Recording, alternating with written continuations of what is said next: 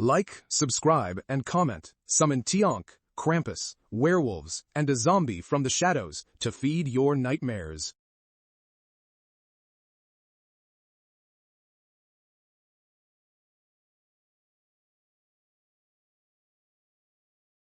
Deep in the misty mountains of ancient China, there was a small village that people avoided after sunset. The villagers called it Hollow Brook. No traveler stayed there long, and those who did never left the same. One evening, a traveling scholar named Li Wei arrived at the edge of the village. He was tired, hungry, and lost. "Please," he asked an old villager, "is there an inn nearby?" The old man's face turned pale. "There is one," he whispered, "but you must not follow the mountain road after dark." Li Wei laughed nervously. "Why not?" The old man leaned closer. "Because the dead do not always stay dead here." Before Li Wei could ask more, the man walked away. But the scholar had no choice. Night was falling, and the only inn was up that mountain road. The path twisted through thick fog. The wind stopped. Even the insects went quiet. Then, through the mist, Li Wei saw lantern light. An old wooden inn stood alone beside the road. Relieved, he pushed the door open. Inside, everything was too still. A man stood behind the counter, completely motionless. "Room," Li Wei said. No response.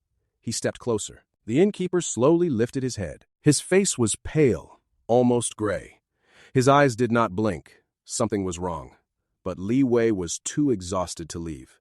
He took the key and went upstairs. That night, the silence felt heavy. Too heavy. Li Wei couldn't sleep. At midnight, he heard it. Shuffle, shuffle, slow footsteps in the hallway. Then a strange sound, like something breathing without lungs. HSSSSS. He sat up. The door creaked open by itself. Cold air flooded the room. And in the hallway stood a figure. It wore old Qing dynasty clothing. Its skin was pale green-gray. Its arms were stretched forward. Its head tilted slightly downward. It was not walking. It was hopping. Li Wei's blood ran cold. He had heard legends, but he never believed them until now. It was a Jiangshi. The creature stepped inside. One hop, then another. Each landing shook the wooden floor. Li Wei backed away slowly. What are you?" he whispered. The Jiangshi did not answer. It only inhaled deeply, as if smelling life itself. Then a voice came from below the stairs. "The innkeeper." "Run," he whispered. Too late. The Jiangshi turned sharply. It moved faster now, hopping violently toward Li Wei. He grabbed a lantern and threw it. The glass shattered. Fire burst across the floor. The creature paused for a moment. Then it kept coming. The innkeeper rushed into the room, holding a bundle of talismans. Yellow paper charms covered in red ink. He shouted, "It is not alive! It is not dead! It is trapped between!" He slammed a talisman onto the Jiangshi's forehead. The creature froze. Its body trembled. But then, the paper burned black and fell off. The Jiangshi roared. The innkeeper turned to Li Wei. "We cannot kill it," he said. "It feeds on breath, on energy, on life itself." Li Wei stepped back in fear. "Then how do we escape?" The innkeeper pointed to the window. Sunrise. The Jiangshi attacked. The room exploded into chaos. It leapt across furniture, smashing everything in its path. Li Wei and the innkeeper ran through the hall. Downstairs, more sounds echoed. Shuffle. Shuffle. More of them. More Jiangshi. The village wasn't empty. It was filled with the walking dead. They had been here the whole time, waiting, hiding. The innkeeper grabbed Li Wei's arm. "Do not let it touch you," he shouted. "It drains your life instantly." A figure dropped from the ceiling. Another Jiangshi. Then another. The village was waking. They ran into the forest. Branches scratched their faces. Fog swallowed everything. Behind them, hopping footsteps grew louder. The entire forest seemed alive with them. Li Wei's breath grew weak. I can't run anymore," he gasped. The innkeeper looked at the sky, still dark. "No," he said. "Just a little longer." Then suddenly, a faint light appeared on the horizon. Dawn. The first glow of morning. The Jiangshi froze mid-hop. All of them. Like statues. The innkeeper smiled weakly. They cannot survive the sun. But just as relief began to rise, one Jiangshi moved again. It was closer than the rest. It lunged at Li Wei. The innkeeper stepped in front, and the creature collided with him. His body went still instantly. Life drained from his eyes. "Run," he whispered one last time. Then he fell. Li Wei stumbled forward alone. The light grew stronger. Golden rays broke through the trees. The forest changed. The fog burned away. And one by one, the Jiangshi collapsed. Their bodies stiffened, then turned to dust. Silence returned. Li Wei reached the next village at sunrise. He never spoke much after that night. But sometimes, when the wind was cold and the fog rolled in, he could still hear it. Shuffle, shuffle. And he would remember the truth. Some monsters do not sleep, some curses never die, and in the darkest mountains of China, the dead still hop in the night.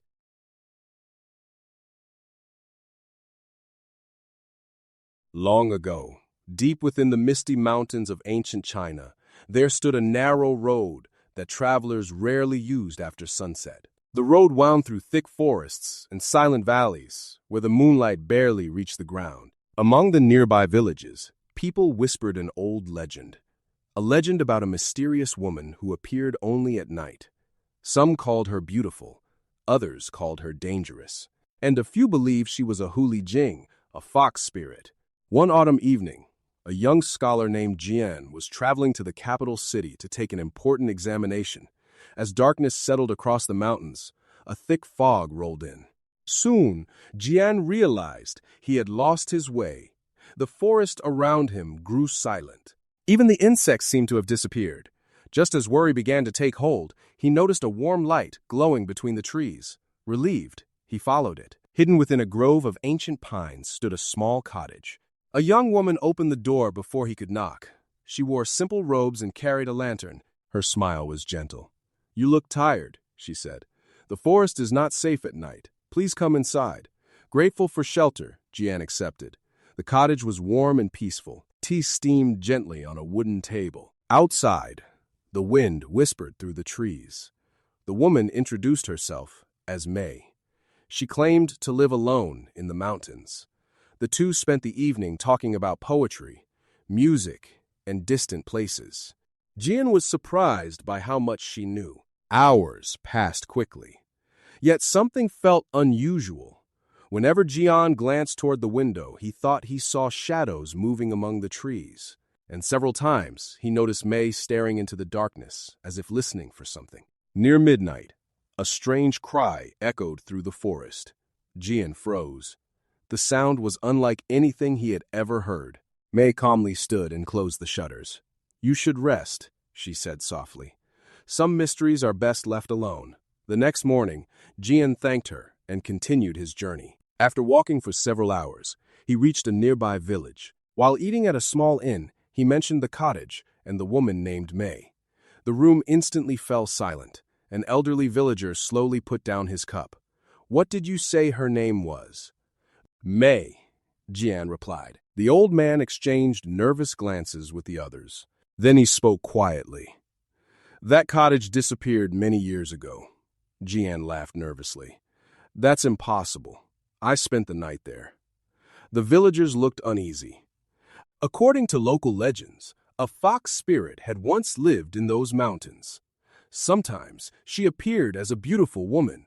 Some travelers claimed she helped those who were lost. Others believed she was testing the hearts of those who entered her forest. No one knew the truth. Curious and unsettled, Jian returned to the location the following day.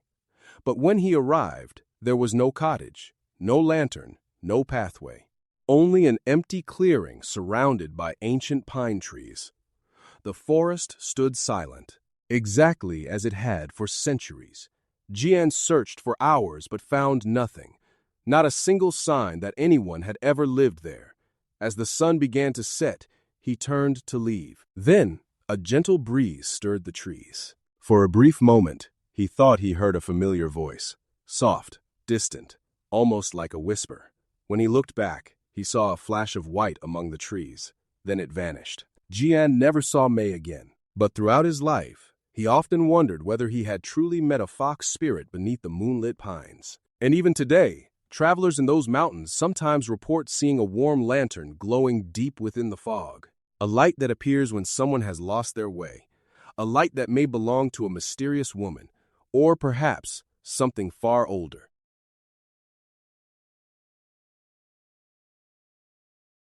Long ago, in a quiet village surrounded by bamboo forests and rolling hills, there lived a young messenger named Lin. His work was simple. He carried letters, parcels, and urgent messages between distant villages. Most days were quiet, but one autumn evening, Lin received a delivery unlike any he had ever seen. An elderly man handed him a beautifully decorated red envelope. Its paper was deep crimson. Golden symbols shimmered across the surface. At the center was written, "You are invited to attend the wedding tonight." Lin frowned. "There must be a mistake," he said. "I don't know anyone getting married." The old man only smiled. "The invitation is meant for you." Before Lin could ask another question, the man stepped into the evening crowd and disappeared. As sunset faded, curiosity pulled at Lin's heart. The invitation gave directions to a grand estate beyond the hills. Lin knew those roads well, yet he had never heard of such a place.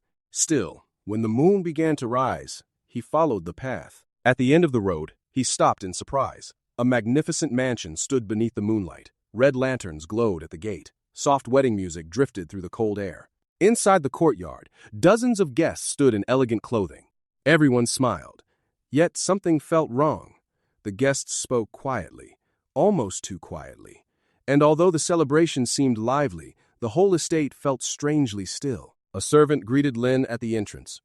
"We have been expecting you." Lin was led inside. The wedding feast had already begun. Long tables overflowed with food.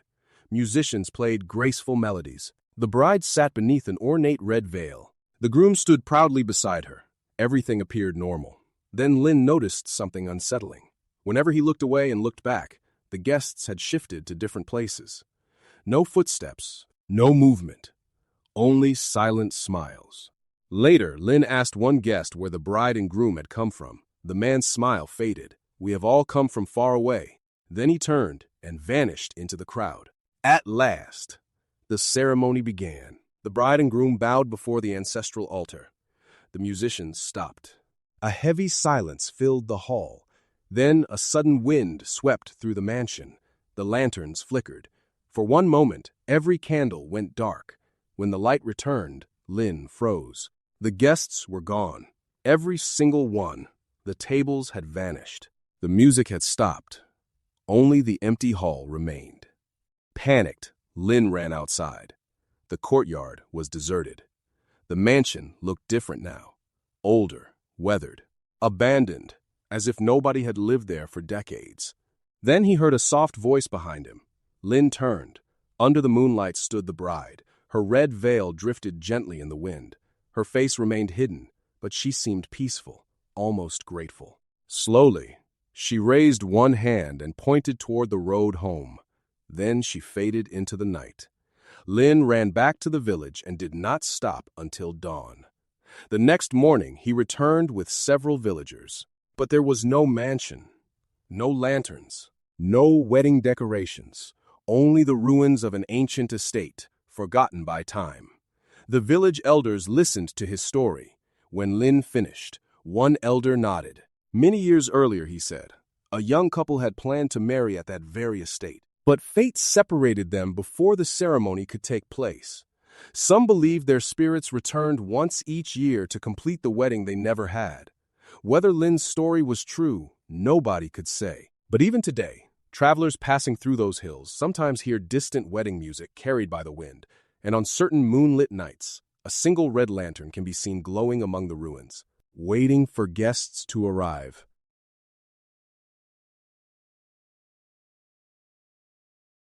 Long ago, according to Chinese legend, there was a place that every soul would eventually reach, a quiet realm beyond the world of the living, a place where a great river flowed through endless mist. This was known as the River of Forgetfulness, and beside that river sat an old woman named Meng Po. Day and night, she waited patiently beside a small stone bridge. In her hands, she carried a simple bowl of warm soup. To most people, it looked ordinary. But the soup held a powerful secret. Anyone who drank it would forget everything, their joys, their sorrows, their victories, and their regrets. Every memory from their life would disappear. Only then could they continue their journey and begin a new life. One evening, a young scholar named Ren arrived at the bridge. He looked around in confusion. The mist stretched endlessly in every direction. Ahead of him sat Meng Po. She gently offered him a bowl. "It is time," she said. Ren accepted the bowl but did not drink. Instead, he stared into the swirling liquid. A memory flashed through his mind. A small village, a cherry blossom tree, and a young woman named May. The two had grown up together. They had promised to meet beneath the blossoms every spring, but before they could fulfill their dreams, fate separated them. Years had passed, yet Ren had never forgotten her. Now, standing before the bridge, he realized that one sip would erase her forever. "I cannot drink this," he whispered. Meng Po smiled kindly. Many souls had said the same thing. "Without forgetting," she replied, "there can be no new beginning." But Ren hesitated. What was the value of a new life if it meant losing the memories that mattered most? Seeing his struggle, Meng Po pointed toward the river. The water shimmered like glass. Within its surface, Ren saw countless reflections. People laughing, families reuniting, children being born, new stories beginning. He suddenly understood. Every person crossing the bridge had once faced the same choice. Every soul had carried memories they wished to keep. Yet the world continued because each journey eventually made room for another. Meng Po handed him the bowl once more. This time, Ren raised it slowly. Before drinking, he looked toward the distant mist. In his heart, he silently thanked May for every memory they had shared. Then he drank. The memories faded gently, like footprints disappearing from sand. The sorrow vanished. The longing vanished. Even the faces he once knew drifted away. Yet strangely, a feeling remained. Not a memory, not a name, only warmth. A quiet sense that something precious had once existed. Meng Po smiled. She had seen that feeling many times before. As Ren crossed the bridge, he stepped toward a new beginning. And somewhere, far away, in the world of the living, a newborn child opened its eyes for the very first time. Even today, Chinese legends say Meng Po still waits beside the river of forgetfulness, patiently offering her bowl to every passing soul. And perhaps some feelings are so powerful that even when memories disappear, a small piece of them remains forever.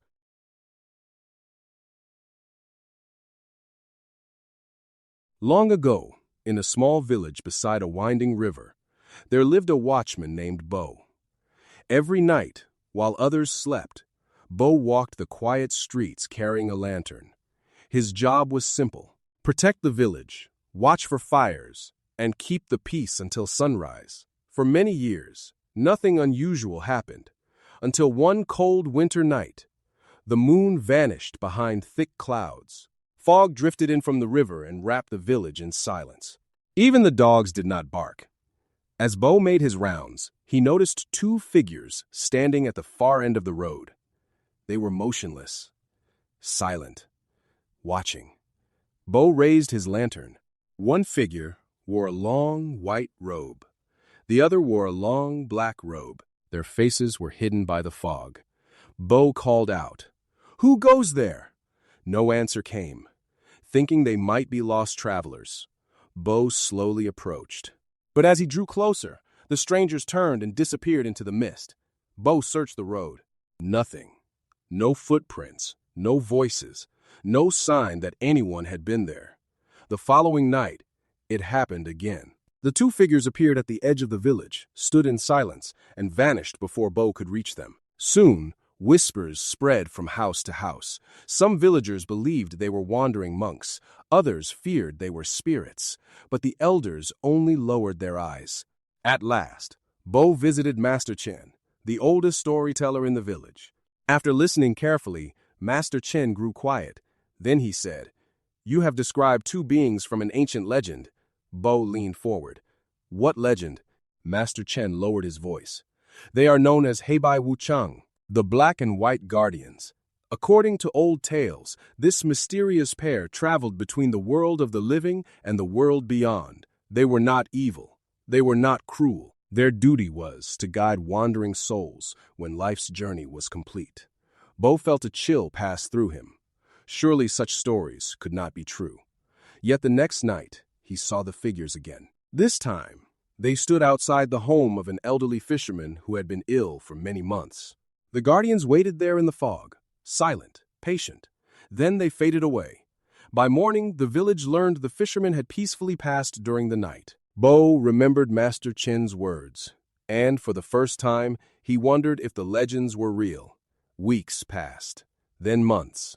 From time to time, the mysterious visitors returned. They never harmed anyone. They never chased anyone. They simply appeared in silence, then vanished before dawn. Years later, Bo grew old. His hair turned gray. His nightly walks became slower. His lantern still glowed, but his steps were softer now. One winter evening, as snow drifted gently from the sky, Bo sat outside his home watching the river. The village was peaceful. The air was still. Then Bo saw them. Two familiar figures stood near the road, one dressed in white, one dressed in black. This time, Bo was not afraid. He understood. Slowly he stood and bowed with respect. The two guardians bowed in return. Then, together, they disappeared into the falling snow. The next morning, villagers found Bo peacefully asleep in his chair, with a gentle smile on his face. Many believed the old watchman had met the black and white guardians one final time. Even today, stories of Hebai Wuchang continue throughout China. Some say they still appear on foggy nights, not as creatures to fear, but as quiet travelers carrying out an ancient duty. And if you ever see two silent figures in the mist, one dressed in white and one dressed in black, you may have glimpsed the legendary visitors at midnight. The end. Which of those creatures would you be most afraid to encounter? And don't forget to like, subscribe, and comment for more mythical creature stories from around the world.